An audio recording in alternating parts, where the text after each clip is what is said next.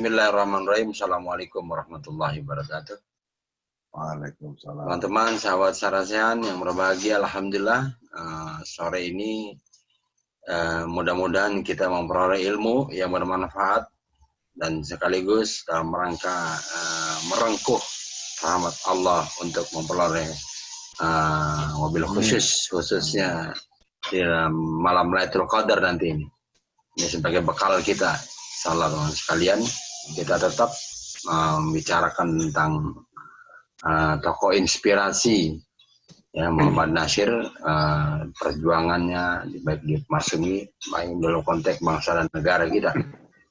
Alhamdulillah Kang Lukman masih tetap sabar dan istiqomah bersama kita untuk demi masa depan yang lebih baik dalam rangka melahirkan pemimpin-pemimpin yang peka terhadap masalah-masalah umat dan negara, yang bertanggung jawab, yang punya integritas.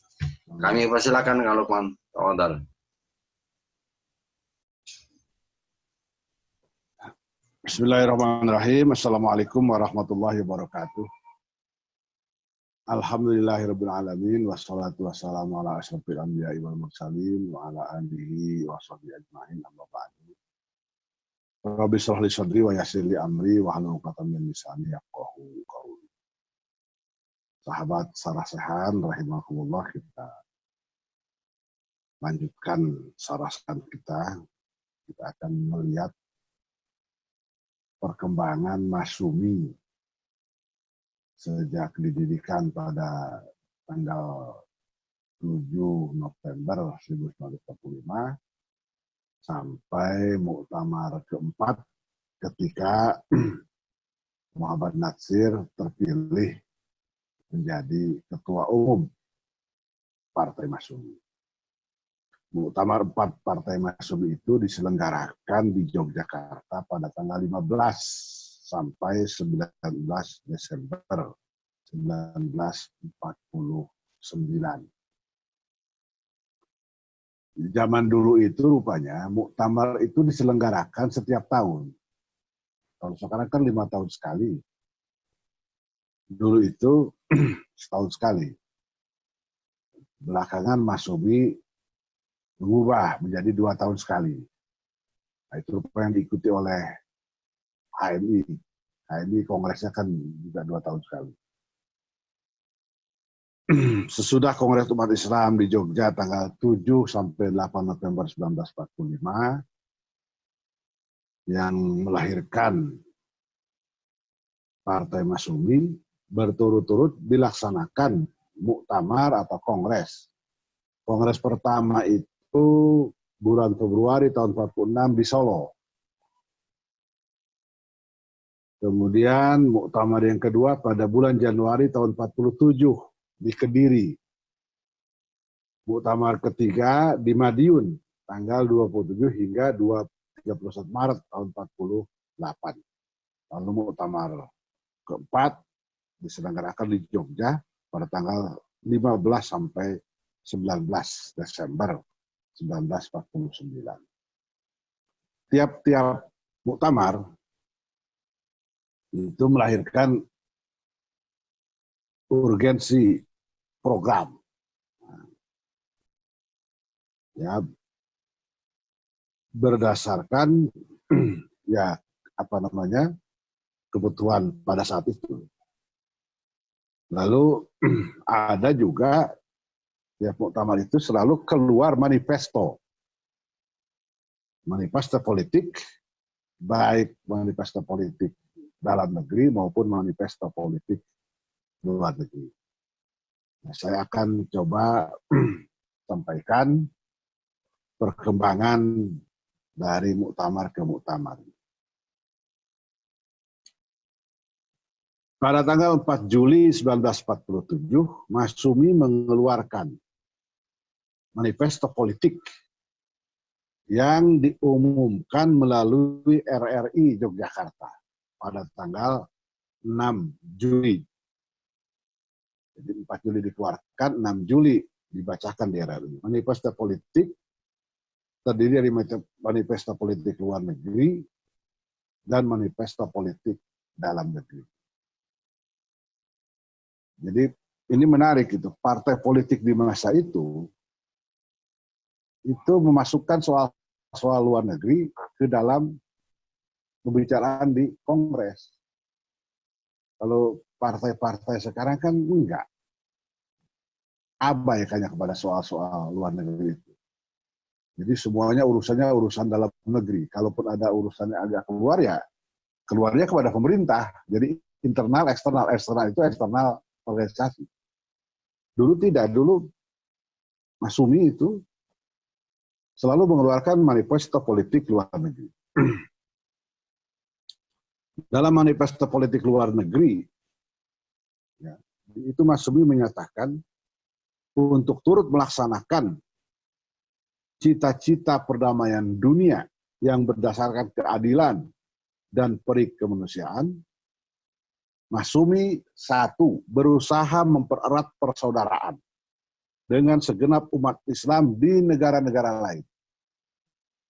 Dua, berusaha supaya politik umat Islam Indonesia berdampingan dengan negara-negara demokrasi dan menentang politik yang mungkin dapat merugikan haluan politik tadi. Itu kan jelas kan? Sikapnya jelas. Dalam manifesto politik dalam negeri, Masyumi menyampaikan hal-hal sebagai berikut. Pertama, memperluas usaha untuk mempercepat tercapainya dasar kerakyatan yang dipimpin oleh hikmah kebijaksanaan dalam permusyawaratan perwakilan dalam segala lapangan pemerintahan. Dua, menambah tersebarnya ideologi Islam di kalangan masyarakat Indonesia dengan tidak menghalangi pihak lain yang sejalan untuk memperkokoh sendi ketuhanan yang Maha Esa. Tiga, membentengi jiwa umat Islam dari infiltrasi ideologi-ideologi yang bertentangan dengan tekad fisabilillah. Maksudnya itu menyapa, menata, membela. Ya kan? Nah, ini membentengi. Muktamar tahun 46 di Solo antara lain juga menghasilkan manifesto politik luar negeri seperti berikut. Satu, menuntut pengakuan internasional atas kedaulatan Republik Indonesia. Jadi Pak Masyumi pun menyerukan itu tuntutan pengakuan kedaulatan. Jadi bukan hanya pemerintah yang memperjuangkan itu, partai politik juga. Kedua, menuntut bagi Indonesia kedudukan sama harga, artinya sederajat di antara bangsa-bangsa merdeka lainnya dalam pergaulan internasional. Ketiga, menuntut bagi Indonesia, ketiga, bekerja bersama di lapangan internasional menuju kemakmuran, keadilan, dan perdamaian dunia, terutama dengan umat dari negara-negara Islam. Keempat, mendaya upayakan pengiriman delegasi ke luar negeri. Delegasi artinya delegasi Masyumi. Kalau ada delegasi ke luar negeri, bagaimana supaya ada di antara anggota itu yang berasal dari Masyumi. Pada tahun 46 ini, sengketa Indonesia-Belanda telah menjadi perhatian dunia dan telah menerobos masuk ke ruang perdebatan Perserikatan Bangsa-Bangsa. Ketua Liga Muslim India, Ali Jinnah. Ali Jinnah ini kita tahu kemudian menjadi bapak negara Pakistan. Ketua Liga Muslim India, Ali Jinnah, mendesak kepada Panglima Tentara Inggris untuk menarik pasukan India dari Indonesia. Desakan serupa disuarakan pula oleh pemimpin India yang lain, yaitu Pandit Jawaharlal Nehru. Wakil Uni Soviet di PBB, Andrei Vyshynski, dan wakil Ukraina di PBB, Dmitry Manuilsky, memberi perhatian penuh kepada sengketa Indonesia Belanda dan membela kepentingan hak-hak dan kemerdekaan Indonesia. Jadi posisi Indonesia tahun 46 itu sudah mulai bagus karena mendapat dukungan dari dunia internasional dan sudah mulai masuk ke Perserikatan Bangsa-Bangsa. Sebagai satu-satunya partai politik Islam, Masyumi itu kan disepakati sebagai satu-satunya wadah perjuangan umat Islam. Jadi sebagai satu-satunya wadah perjuangan umat Islam, umat Islam Indonesia maksudnya, Masyumi dengan cepat menyahuti perkembangan di tahun 46 itu. Muktamar mengirim telegram kepada Ali Jinnah, kepada Nehru, kepada Wyszynski, dan kepada Manowski, menyampaikan terima kasih dan penghargaan atas perhatian dan dukungan terhadap perjuangan bangsa Indonesia merebut dan mempertahankan kemerdekaan. Jadi responnya cepat. Begitu sana mendukung, Masyumi kirim telegram menyampaikan ucapan terima kasih. Jadi partai nggak kayak dalam kata dalam tempurung, keluar juga dia. Kepada Ali Jinnah, Muktamar Masyumi antara lain menyampaikan harapan agar apabila keadaan memuncak, Tuan sebagai Ketua Liga Muslim India akan terus turut mempertahankan hak bangsa Indonesia atas kemerdekaan yang dipertahankannya pada dewasa ini. Kepada Jawaharlal Nehru, Muktamar Masyumi menitip harapan agar Nehru tidak jemu menaruh perhatian atas perjuangan kemerdekaan bangsa Indonesia dan tidak jemu menegur Inggris supaya memperhatikan pertempuran antara serdadu-serdadu bangsa India dan bangsa Indonesia yang hanya membela kehormatan dan kemerdekaannya terhadap imperialisme. Sedangkan kepada wakil Uni Soviet dan Ukraina di PBB, Andrei Wyszynski dan Dmitri Manowski, Muktamar Masyumi selain menyatakan terima kasih atas perhatian Soviet dan Ukraina terhadap bangsa Indonesia dan Republik Indonesia, juga menyampaikan harapan agar Soviet dan Ukraina tidak bosan dalam usaha membela bangsa yang tertindas dan yang sedang berjuang buat keadilan, kebenaran, dan kemerdekaan di dalam PBB dan tempat-tempat yang tuan-tuan rasa perlu. Adapun manifesto politik dalam negeri Masyumi ialah sebagai berikut. 1. Melaksanakan cita-cita Islam dalam urusan kenegaraan hingga dapat mewujudkan susunan negara yang berdasarkan kedaulatan rakyat dan masyarakat yang berdasar keadilan menurut ajaran-ajaran Islam. Kedua, memperkuat dan menyempurnakan dasar-dasar pada Undang-Undang Dasar Republik Indonesia, yakni ketuhanan yang Maha Esa, kemanusiaan yang adil dan beradab, persatuan Indonesia, dan kerakyatan yang dipimpin oleh hikmah kebijaksanaan dalam permusyawaratan perwakilan serta keadilan sosial bagi seluruh rakyat Indonesia sehingga dapat mewujudkan masyarakat dan negara Islam. Ketiga, mengusahakan pemusatan tenaga umat Islam dalam Partai Masyumi untuk mempertahankan kemerdekaan agama, nusa, dan bangsa. 4. Melakukan adanya hak memilih dan dipilih yang umum dan langsung. Muktamar 1947 di Kediri mengulangi manifesto politik yang dikeluarkan oleh Muktamar tahun sebelumnya. Hanya saja dalam menghadapi konferensi lengkap di Yogyakarta pada tanggal 20 Maret 1947 dikeluarkan urgensi program rencana usaha cepat yang meliputi tuntutan terhadap pembentukan parlemen yang demokratis, pertahanan, dan sikap terhadap naskah perjanjian Linggarjati. Menghadapi naskah perjanjian Linggarjati, konferensi lengkap Massumi mengeluarkan pernyataan sebagai berikut. 1.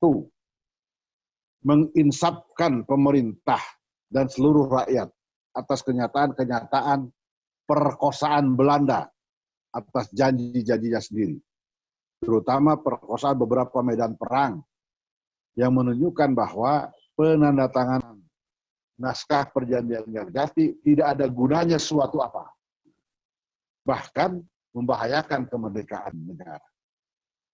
2. Mempercayakan kepada pengurus besar partai untuk menyempurnakan usaha politik lebih lanjut dalam menolak bahaya-bahaya yang terbit karena naskah perjanjian Linggarjati. Dalam Muktamar 1948 di Madiun, Massumi tidak hanya berbicara tentang partai dan negaranya, tetapi juga mulai menyebut perjuangan bangsa Palestina. Hal itu seperti dirumuskan dalam butir ketiga Manifesto Politik Luar Negeri, mengirimkan radiogram kepada Mufti Besar Palestina, Amin Al-Husaini, tentang perjuangan rakyat Palestina. Manifesto Politik Dalam Negeri yang dikeluarkan oleh Muktamar Madiun berbunyi sebagai berikut. 1. Mendesak kepada pemerintah supaya pemilihan umum dapat dilaksanakan dengan selekas-lekasnya. Karena pergantian presidensial kabinet menjadi parlementer kabinet hanya akan dapat memuaskan kepada seluruh rakyat apabila pemilihan umum tadi telah terlaksana. Sedikit tambahan, jadi di masa itu, antara 45 sampai tahun 55, selama 10 tahun itu, ketika kita menggunakan sistem kabinet parlementer, itu timpang. Kenapa? Karena parlemennya itu tidak pernah dipilih oleh rakyat. Jadi kalau mereka mengajukan mosi tidak percaya kepada kabinet, kalau dalam sistem yang normal, dalam sistem normal itu, presiden itu tidak hanya bisa menerima mosi parlemen, tapi bisa juga bertindak sebaliknya, yaitu membubarkan parlemen dan mengumumkan segera dilaksanakan pemilu tanggal sekian, bulan sekian. Nah, ketika sistem parlementer itu dilaksanakan di Indonesia,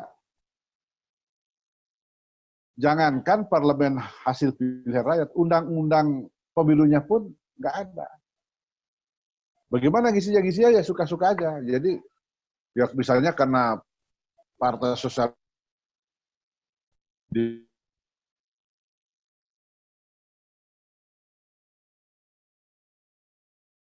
kabinet, tapi kabinet tidak bisa membubarkan parlemen. Nah itu yang nanti akan kita apa? Pak Nasir itu keluhannya begitu dulu waktu dia jadi Perdana Menteri. Ini kita memilih sistem yang sangat mewah, tetapi timpang. Sistem yang sangat mewah dalam struktur yang timpang, kata Pak Nasir. Jadi karena itu ada desakan ini, manifesto pertama itu mendesak supaya segera diselenggarakan pemilihan umum. Yang kedua, supaya pemerintah mengadakan pelajaran agama. Ini sudah jadi concern Massumi ini pada tahun hasil Muktamar Madiun itu. Madiun itu tahun 1947. Itu sudah menjadi concern. Ya, Muktamar ketiga di Madiun tahun 48. Tahun 48 itu pelajaran agama di sekolah sudah menjadi concern Massumi. Kepada pemerintah, supaya pemerintah mengadakan pelajaran agama yang diwajibkan. Wajib. Bukan fakultatif, bukan pilihan. Di sekolah menengah dan rendah. Jadi waktu itu rupanya sudah ada juga pelajaran agama, tapi itu fakultatif. Pilihan, tidak wajib. Massumi minta itu wajib. 3, supaya pemerintah menjadikan Hizbullah dan Sabilillah menjadi milisi sukarela yang dibiayai sepenuhnya oleh pemerintah. Ini kan laskar yang dibikin oleh Masyumi. Dengan tingkatan perjuangan, Masyumi minta supaya itu dijadikan milisi sukarela. Perhatian terhadap pendidikan yang muncul pada tahun 1948 lebih kuat mewarnai hasil muktamar Masyumi tahun 49 di Yogyakarta. Hal itu tercermin dari dikeluarkannya pernyataan muktamar mengenai pendidikan sebagai berikut. 1. Supaya dalam Undang-Undang Pendidikan Republik Indonesia Serikat, pelajaran agama di sekolah-sekolah dijadikan sebagai mata pelajaran. Kedua, supaya kewajiban belajar dimasukkan dalam Undang-Undang Pendidikan RIS. Jadi wajib belajar itu bukan baru sekarang menjadi isu. Masyumi sudah mengangkat itu pada tahun 48. Supaya kewajiban belajar dimasukkan dalam undang-undang. 3. Supaya di tiap-tiap kabupaten dalam pemerintah RIS diadakan sekurang-kurangnya sekolah agama Islam pemerintah. Ya, sekarang ada MAN, ada MIN, ada MTS, ada MTN, wilayah negeri, ada sanawiyah negeri, ada aliyah negeri, bahkan ada perguruan tinggi negeri. Zaman itu belum ada, karena itu Masyumi mengusulkan supaya sekurang-kurangnya di tiap-tiap kabupaten sekurang-kurangnya ada sekolah agama, satu kabupaten satu sekolah agama sekurang-kurangnya. Keempat, supaya guru-guru agama di sekolah-sekolah pemerintah disamakan hak dan kedudukannya dengan guru-guru yang lain. Di zaman itu guru agama itu gratis. Jadi wakil itu Masyumi mengusulkan seperti itu. Nah, ini yang menarik. Yang menarik, Masyumi itu dari awal sudah menaruh perhatian besar kepada literasi. Muktamar tahun 1949 juga mendesak partai supaya mengusahakan selekas-lekasnya mempunyai percetakan dan harian. Harian itu artinya surat kabar harian. Mempunyai percetakan dan harian, surat kabar berkala, dan perpustakaan Islam. Nah, kan sudah. Sekarang mana ada lagi partai yang punya koran, yang punya penerbitan berkala? Tidak ada. Bahkan saya nggak tahu, kalau sekarang kan sudah bukan lagi musim media cetak. Sekarang media sosialnya, websitenya, ada nggak partai-partai yang dikelola secara profesional? Misalnya media online yang dikelola oleh partai politik secara profesional, sehingga dia apapun yang dilakukan oleh partai itu bisa segera diketahui oleh publik. Maksudnya itu, dia punya majalah dulu itu. Mereka punya majalah namanya Majalah Hikmah. Itu di tingkat pusat. Itu dipimpin langsung oleh Pak Natsir selaku pemimpin umum. Juga punya koran. Koran yang terbitnya itu, Majalah Hikmah itu terbit setiap minggu. Bayangkan. Setiap pekan, jadi sebulan 4 kali. Lalu ada koran, kalau sekarang mungkin tabloid namanya. Itu Suara Masyumi. Itu terbit setiap 10 hari sekali. Jadi dalam 1 bulan itu Masyumi menerbitkan 7 kali penerbitan. 4 kali Majalah Hikmah, 3 kali koran Masyumi. Kalau koran Masyumi itu isinya ya tentang apa? Tentang perkembangan Masyumi, sikap Masyumi. Kalau Hikmah itu agak lebih luas ya. Ada juga sikap Masyumi juga, editorial tentang Masyumi, tapi ada analisa ekonomi dan sebagainya, hubungan luar negeri dan sebagainya. Sekarang saya kira nggak ada. Dulu zaman Orde Baru ada Suara Karya, itu pun ya karena diperintah oleh pemerintah, pegawai negeri harus langganan koran Suara Karya itu. Begitu Golkar disapi oleh pemerintah, ya sudah. Suara Karyanya pun bangkrut. Pada awal tahun 1990-an, juru bicara Partai Masyumi saat membubarkan diri, Anwar Haryono bercerita bahwa menjelang muktamar tahun 49 itu, muncul pemikiran di kalangan tokoh-tokoh Masyumi agar partai politik Masyumi dipimpin oleh orang muda. Hal itu disebabkan tantangan ke depan memerlukan kepemimpinan yang lebih gesit, terampil, dan energik. Ketua Masyumi sejak tahun 45, Dr. Sukiman Wiryosanjoyo, pada saat itu menunjukkan sikap yang nggak mau pindah dari tempat tinggalnya di Yogyakarta ke Jakarta. Kan sejak Masyumi berdiri tahun 45 itu, Masyumi bertempat kedudukan di Jogja karena 4 Januari tahun 46, ibu kota Indonesia pindah ke Jogja. Jadi dari tahun 45 itu Pak Kiman mimpin Masyumi ya dari Jogja. Nah sesudah pengakuan kedaulatan, ibu kota kan pindah lagi ke Jakarta. Maka sesuai dengan aturan partai, ya kan, sesuai kesepakatan, kalau kedaulatan sudah diakui dan ibu kota kembali ke Jakarta, maka pengurus besar Masyumi akan pindah ke Jakarta. Menurut anggaran dasar, tempat kedudukan partai itu di ibu kota negara. Tapi Pak Kiman kayaknya malas dia kalau harus pindah ke Jakarta. Sama sekali tidak ada dasar pertimbangan perubahan orientasi politik dan wacana perubahan kepimpinan Masyumi itu, kata Pak Anwar Haryono. Karena ada juga yang menganalisis itu perubahan dari Sukiman ke Natsir itu dalam rangka desukimanisasi. Desukimanisasi. Kata Pak Anwar nggak ada desukimanisasi. Jadi ketika Pak Kiman itu menunjukkan sikap ogah pindah ke Jakarta, orang kemudian melirik kepada Natsir yang ketika itu baru berusia 41 tahun. Sebagai orang muda yang diharapkan mampu mencurahkan segenap tenaga dan pikirannya untuk memainkan dan membesarkan Partai Masyumi. Pak Sukiman sendiri waktu itu berusia 51 tahun, beda 10 tahun dengan Pak Natsir.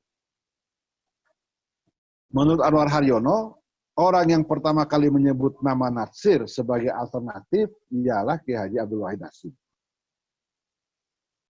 Gus Wahid pula yang meyakinkan berbagai kalangan partai untuk mendukung dan memilih Natsir menjadi ketua Masyumi. Dukungan terhadap Natsir juga datang dari Muhammad Rum,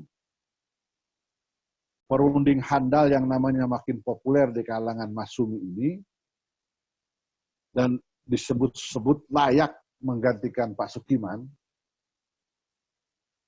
justru menyokong Natsir. Sehingga para penyokong Rum melimpahkan dukungannya kepada Natsir.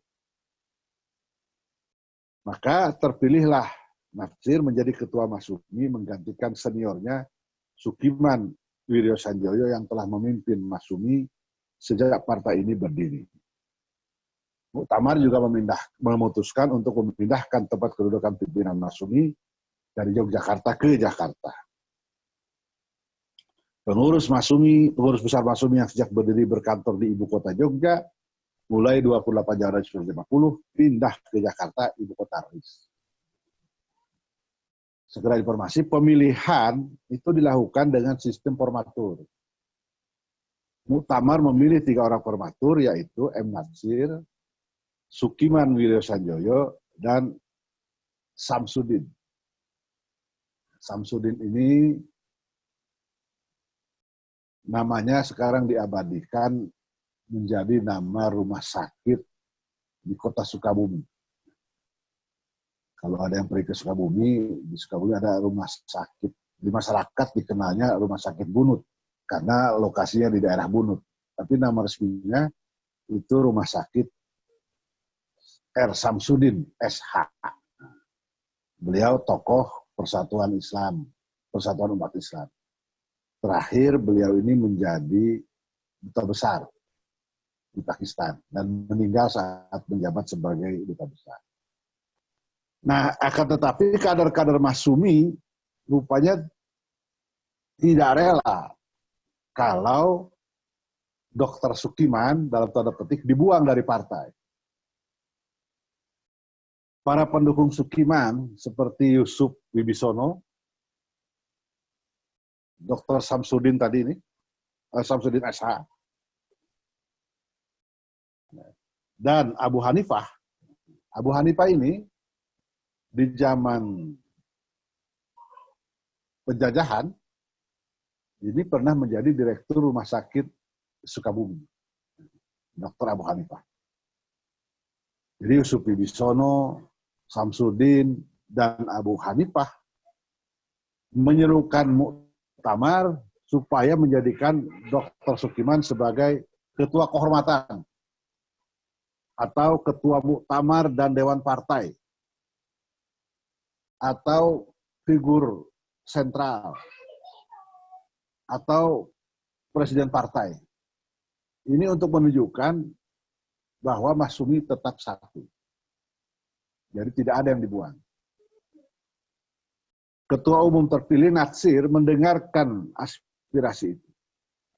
Maka di dalam struktur kepimpinan pusat ya, partai hasil muktamar 1949 diadakanlah jabatan presiden partai. Dan posisi itu spesial diberikan kepada Pak Sukiman.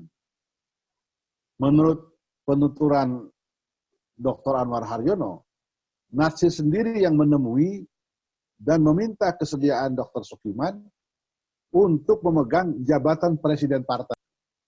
Jadi bukan orang lain, bukan Yusuf, bukan siapa, Natsir sendiri yang datang. Pada muktamar tahun 50,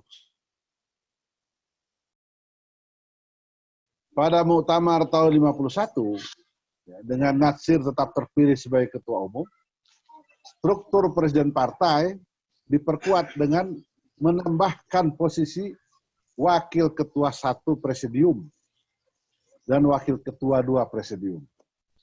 Wakil ketua 1 presidium dijabat oleh Mr. Kasman Singodibedjo. Wakil ketua 2 presidium diamanatkan kepada Mr. Yusuf Wibisono.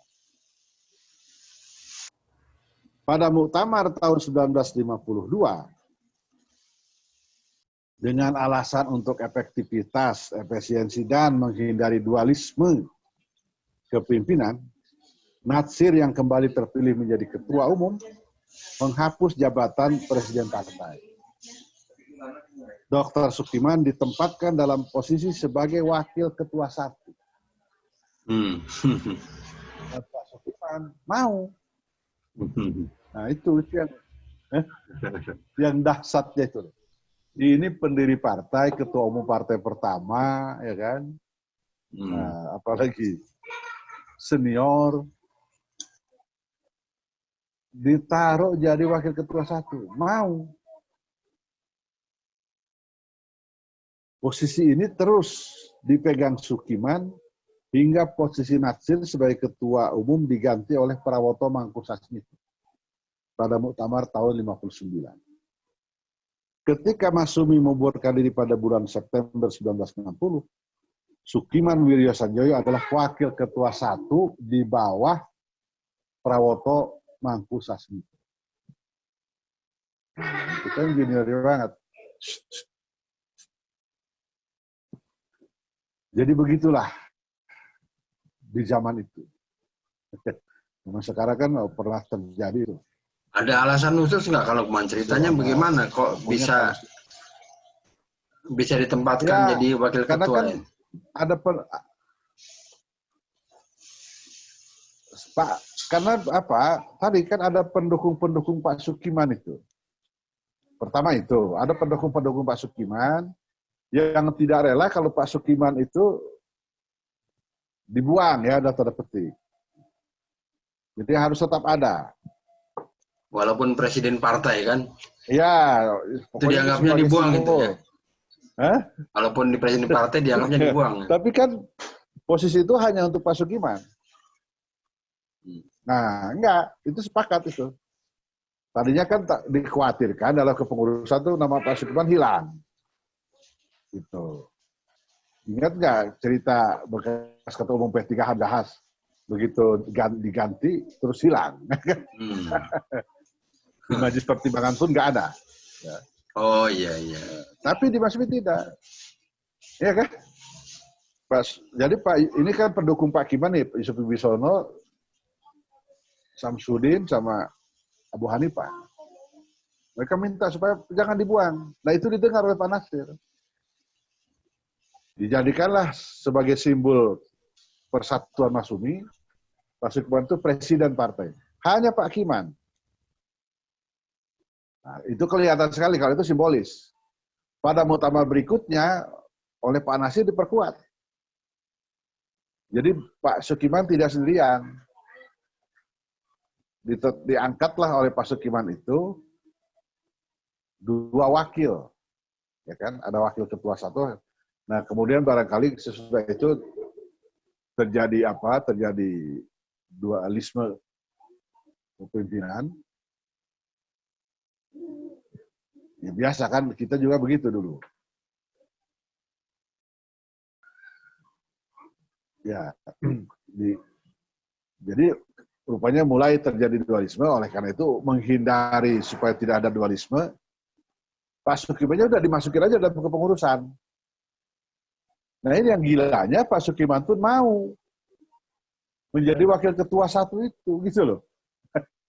Itu kan kalau bukan orang gila itu, gila dalam tanda petik, nggak mungkin. Kalau kita udah ngambek gitu, oh, masa gua bekas ketua umum menjadi wakil ketua? Kan para pendahulu kita nggak begitu berpikir, ini kepentingan bersama. Jadi itu sampai Masumi bubar. Dalam riwayat pertumbuhannya, November 45 sampai September tahun 60. Jadi Masumi itu umurnya cuma 15 tahun, nggak lama. Partai politik Masumi mengalami kepemimpinan 3 orang. Pernah dipimpin oleh 3 orang ketua umum. Pertama Dr. Sukiman Wiryo Sanjoyo dari tahun 45 sampai 49. Kedua Muhammad Natsir dari tahun 49 sampai 59. Kemudian Prawoto Mangkusasmito dari tahun 59 sampai Masumi membubarkan diri.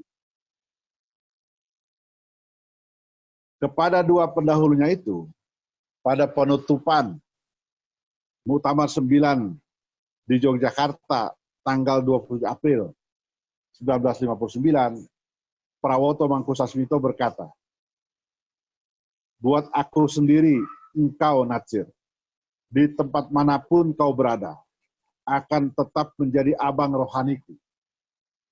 Dan percayalah bahwa di sudut hati adikmu," di Prawoto menyebut dirinya adik, Pak Nasir itu abangnya, di sudut hati adikmu tetap tersedia tempat untukmu.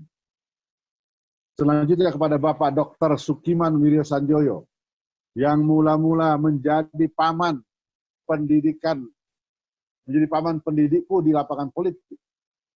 Terasalah kekurangan kata-kata untuk menyampaikan terima kasih saya tentang keikhlasannya menyertai kami dalam pimpinan. Dengan pengalaman Dr. Sukiman yang sangat banyak, saya kira akan menjadi kenyataanlah pepatah di dalam bahasa Jawa yang menggambarkan ketinggian kedudukan seseorang pribadi yang telah menempatkan diri sedemikian rupa sehingga mempunyai arti tutpuri handayani.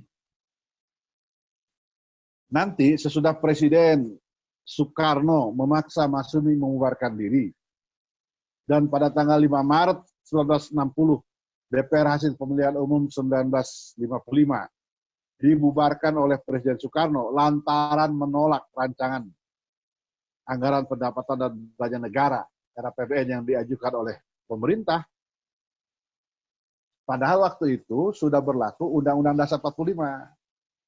Menurut Undang-Undang Dasar 45, kalau RAPBN yang diajukan oleh pemerintah ditolak oleh DPR, maka pemerintah melaksanakan APBN tahun sebelumnya. Kan begitu Undang-Undang Dasar.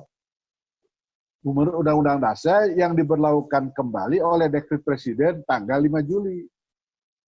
Tetapi ketika RAPBN itu ditolak oleh DPR, Presiden Soekarno bukan menjalankan APBN tersebutnya, malah dia bubarkan itu DPR hasil pemilu.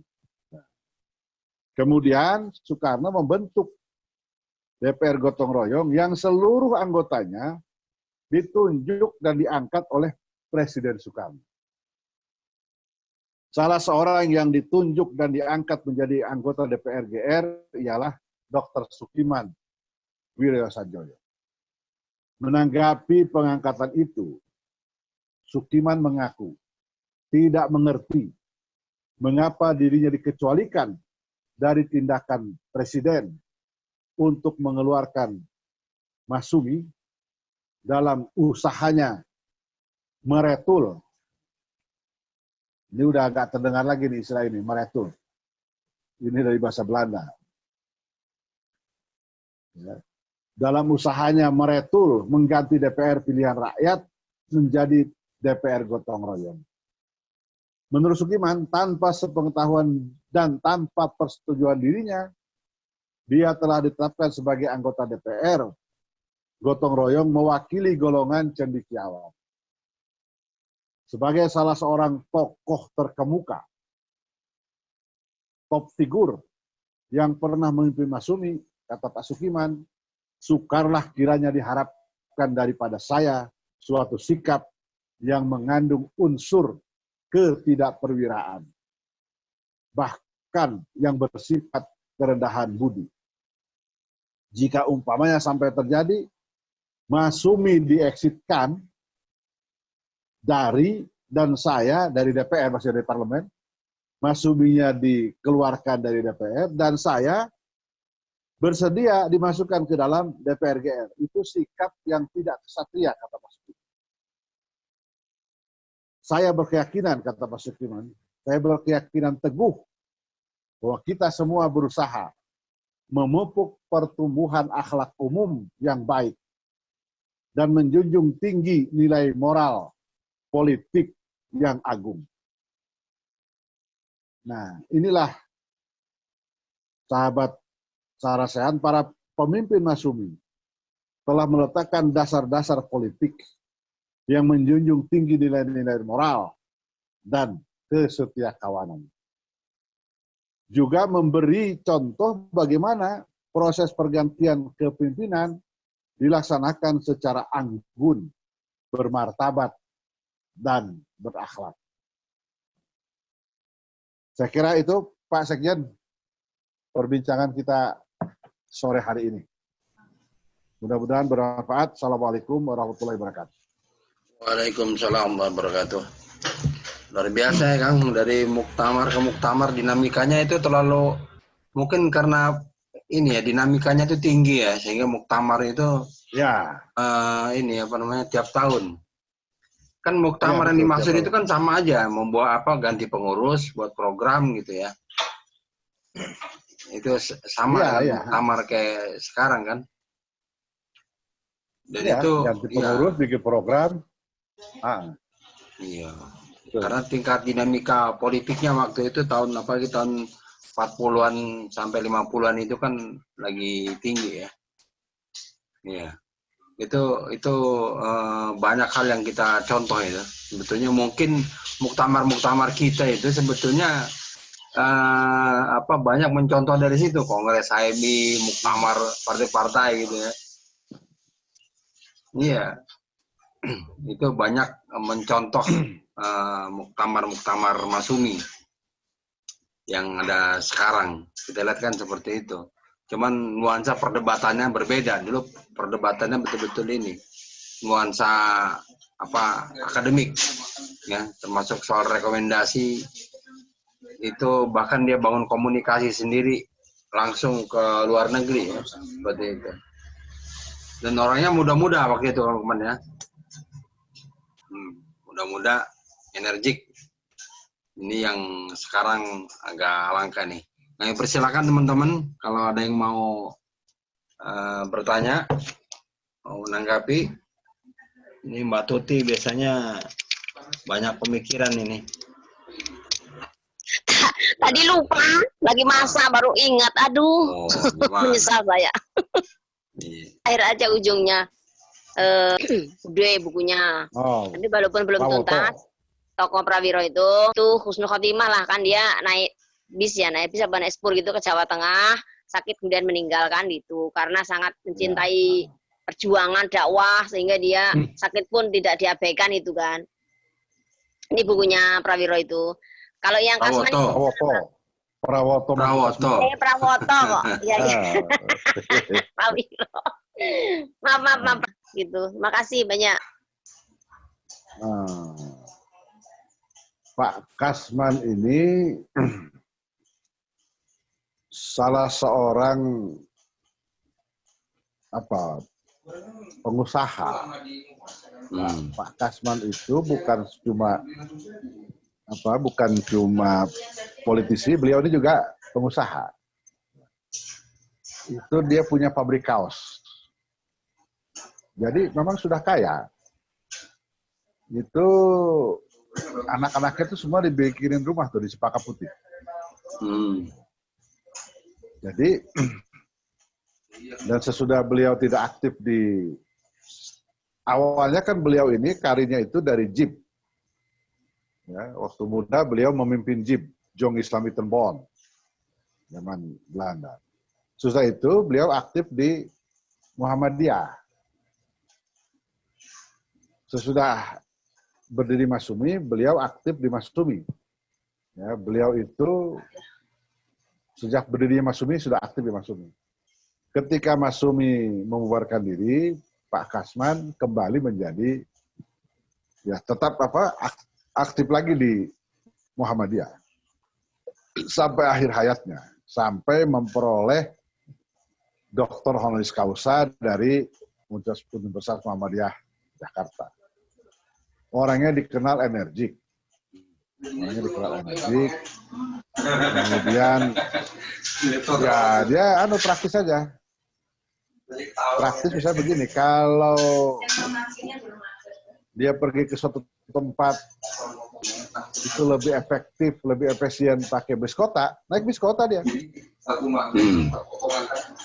Jadi kalau memang ke situ tidak perlu pakai mobil pribadi, ya pakai kota. Itu Bang Dullah Abdullah Mahwa pernah bercerita satu ketika dia naik bus dan ketemu Pak Kasman di dalam bis kota. Gitu. Pak Bang Dullah sampai agak nggak percaya, ini Pak Kasman. Iya kan Pak. Kenapa? Lu Bapak aku naik bus. Lah, kalau lebih efisien naik bus, kenapa saya harus naik kendaraan pribadi gitu. Jadi orangnya sangat sekali. Sangat simpel. Dan memang tegas, orangnya tegas. Beliau wafat tahun 82 saya kira. 82. Ya, 82 kan. Ya. Begitu, Mbak Tuti. Ya, dia kan pernah jadi menteri juga itu kan. Oh iya, Pak Kasman itu kan ketua, jadi zaman Jepang jadi sebelum Kenip ya? Ya Kenip. Jadi zaman Jepang dia ketua jadi Dairanjo, komandan batalion peta Jakarta. Kemudian di awal kemerdekaan menjadi anggota panitia persiapan kemerdekaan PPKI. Betul. Nah, itulah yang membujuk Ki Bagus Hadikusumo untuk setuju perubahan ketuhanan dengan kewajiban melaksanakan syariat Islam menjadi ketuhanan yang Maha Esa. Jadi Pak Ki Bagus tuh keras. Ya wajar kalau Ki Bagus keras karena itu kan hasil perundingan PPUPKI, ya kan? Tiba-tiba kok mau dimentahkan, nggak mau. Dibujuk oleh Hatta, nggak mau. Dibujuk oleh Teguh Muhammad Hasan, nggak mempan. Soekarno sendiri, kata Pak Kasman, nggak ikut dalam lobi itu. Sudah itu Bung Hatta minta tolong Pak Kasman kemudian pakai bahasa Jawa. Katanya. Ya ini Jepang ini kan masih tingil-tingil gitu ya. Sekutu udah tongol-tongol gitu ya kan. Nah, ini kalau nggak sempat selesai, bisa repot. Itu sudah pakai bahasa Jawa. Apakah karena dilobi pakai bahasa Jawa atau karena dilobi oleh kader Muhammadiyah, Ki Bagus akhirnya luluh. Setuju Ki Bagus perubahan itu. Jadi akhirnya persetujuannya adalah ketuhanan itu diganti menjadi ketuhanan yang Maha Esa, koma. Nah, itu harus diperhatikan betul itu oleh para aktivis sekarang. Kalimat aslinya itu kan ketuhanan dengan kewajiban melaksanakan syariat Islam bagi pemeluk-pemeluknya menurut dasar kemanusiaan yang adil dan beradab. Itu kalimat tuh. Koma. Saya ulangi lagi. Jadi kalimat asalnya itu ketuhanan dengan kewajiban melaksanakan syariat Islam bagi pemeluk-pemeluknya menurut dasar kemanusiaan yang adil dan beradab. Itu satu kata. Satu kalimat tuh, satu kalimat. Nah, nanti itu Yusril punya tafsir sendiri soal itu. Ki Bagus setuju itu dirubah, tapi kalimatnya menjadi ketuhanan yang Maha Esa, koma. Jadi bagi dua. Yang adil dan beradab, koma. Iya, jadi bukan ketuhanan menurut dasar kemanusiaan, nggak bisa kata Pak. Iya, kata Ki Bagus, masa sebetulnya ada hikmahnya itu, bagus. Nah, tapi kan sekarang mau dihidupkan lagi itu. Kalimat itu mau disambung lagi itu sekarang. Disambung, diganti sama gotong royong. Masih ada penjelasan. Nah, itu kan kacau itu. Jadi dalam penjelasan itu nggak terkontrol. Pak Kasman lahirnya di mana? Iya, dalam penjelasan itu di awal di masa Jepang jadi Dai Dacho. Lalu di awal kemerdekaan menjadi anggota PPKI yang meyakinkan Ki Bagus untuk bersedia itu. Mencoret 7 kata, menggantinya menjadi dengan 3 kata. Lalu menjadi ketua KNIP yang pertama. Sesudah itu menjadi wakil Panglima Tentara Keamanan Rakyat cikal bakal TNI. Karena itu Jenderal Abdul Haris Nasution ketika menulis untuk 75 tahun Pak Kasman, antara lain mengatakan begini, di masa awal-awal kemerdekaan, itu hanya 3 orang yang perintah dan komandonya itu dipatuhi oleh para pemuda dan tentara, yaitu Soekarno, Hatta, Kasman. Semua perintah seruan yang tidak dikeluarkan oleh 3 orang ini, itu diabaikan oleh para pemuda. Jadi begitu, itu trio itu. Cuma kemudian setelah itu beliau menjadi Jaksa Agung. Jadi panjang kalau apanya. Panjang. Tapi beliau lebih suka, nah yang menarik ini, Pak Kasman itu betul-betul seorang pokrol. Nah, zaman pemilu 71. Waktu itu Ketua Umum Parmusi itu kan waktu itu ikut pemilu tahun 71. Ketua umumnya Pak Mintareja. Pak Mintareja itu kan juga tokoh Muhammadiyah. Lalu Pak Kasman oleh Pak Mintareja diminta untuk jadi jurkam Parmusi di Bogor. Jadi ada umat ini di daerah sekitar Jakarta Selatan, dekat-dekat Parung itulah, pokoknya daerah situ. Dengar Pak Kasman mau kampanye ke Bogor, dia cegat. Bagaimana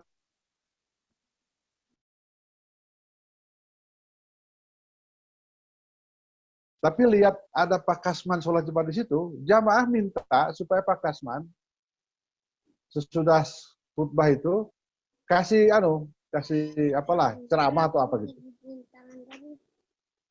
Wah, ini kan zaman itu kan zaman repot itu. Koramil dan Ramil hadir di situ, langsung berdiri ngasih tahu. Boleh ketika Pak Kasman pidato, tetapi jangan kampanye di sini. Nggak boleh kampanye di masjid, lagi pula nggak ada jadwal kampanye parmusi di sini. Dah, Pak Kasman berdiri pidato. Jadi kata Pak Kasman, saya ini Muslim, karena Muslim saya berkewajiban sholat Jumat. Karena itulah saya mampir di sini. Karena saya dalam perjalanan mau ke Bogor. Mau ngapain? Ada apa saya ke Bogor? Di situ Pak Kasman itu pinternya itu. Kalau ditanya, Pak Kasman mau ngapain ke Bogor? Saya ini dikasih tugas oleh Ketua Umum Partai Muslimin Indonesia, Pak Mintarja, untuk kampanye parmusi di Bogor. Apa yang akan saya kampanye, apakah Partai Muslimin Indonesia itu, saya nggak akan terangkan di sini. Karena saya nggak boleh kampanye di sini, kata Pak Kasman. Kalau saudara tertarik untuk mengetahui apa itu parmusi, silahkan datang ke Bogor. Itulah Pak Kasman. Pak Kasman itu juga pada tahun 77, itu menjadi jurkam P3. Walaupun beliau bukan pengurus, bukan caleg P3. Tapi kampanyenya sampai jauh ke pelosok, sampai ke Pulau Bacan di Maluku sana. Itu nggak peduli. Kalau perlu dia berangkat pakai numpang truk, ya numpang truk. Jadi kalau Pak Kasman sudah menyatakan iya, dia akan laksanakan. Itu nggak ada lagi, apapun alasannya nggak ada. Dia akan laksanakan. Itulah Mbak Tuti tentang Pak Kasman itu. Ya insya Allah kita perdalam nanti khusus bicara tentang Pak Kasman ya Mbak Tuti ya. Tapi bukunya diselesaikan dulu Mbak Tuti, baru bertanya lagi nanti. Ya. Sampai akhir hayat. Mari Kang Lukman, sudah menjelang buka puasa, kita tutup session ini dengan baca Kafatul Majlis bersama-sama ya. Subhanallahi bihamdika asyhadu an la ilaha illa anta astaghfiruka wa atubu ilaik. Billahi taufiq, assalamualaikum warahmatullahi wabarakatuh.